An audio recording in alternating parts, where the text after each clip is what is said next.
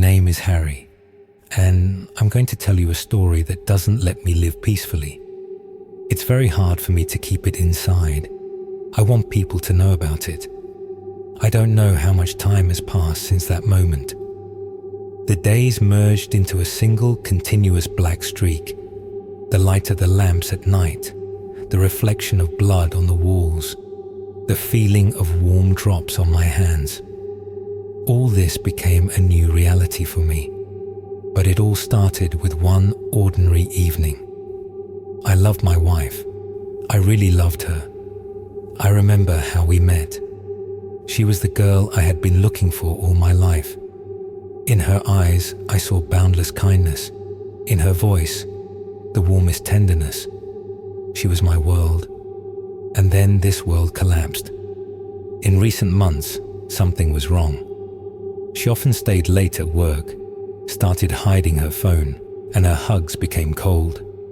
I tried to convince myself that I was just making it up, that she was tired, but a black, sticky thought was already in my head. Suspicion turns into a disease when you have no proof. It eats you up from the inside, leaving you with nothing but emptiness and hatred. I decided to follow her. It was a rainy evening when I saw them together. She was getting out of a car with another man. They were laughing, and she was looking at him the way she used to look at me. They went to a hotel, and that was the last proof I needed. I didn't feel anything. I just went home, sat in the dark and waited. I waited for her to come back. When she came in, I met her in the living room. She didn't expect to see me. She even flinched in surprise. Are you home already? Her voice was tense. I didn't answer. I just stared. She went to the bathroom and I followed. When she turned to me, I already had a knife in my hand. What are you doing? Her voice trembled. I want you to answer me one question. What is it? Why?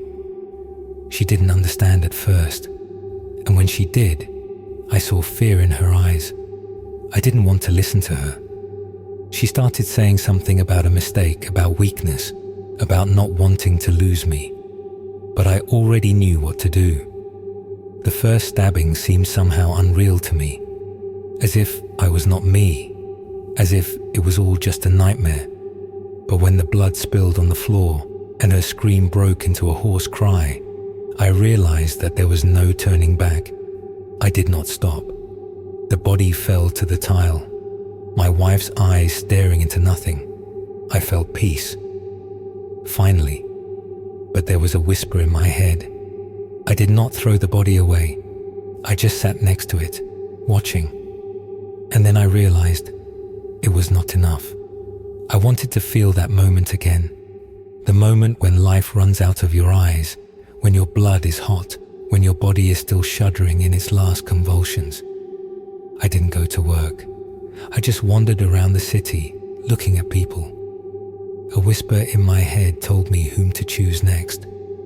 And I did. The first woman I met looked like my wife. The same long brown curls, the same gentle look. I followed her to the house, waited in the dark until she came in. Then I knocked. Who is it? She asked through the door. Your car lights are on, I said. My voice was calm, as a good neighbor should be. She opened the door. I went in, closing the door behind me. History repeated itself. They can't find me. I've become cautious. I watch my movements, but the whisper in my head does not stop. It pushes me again and again, and I can't stop anymore. Give me some advice. What should I do?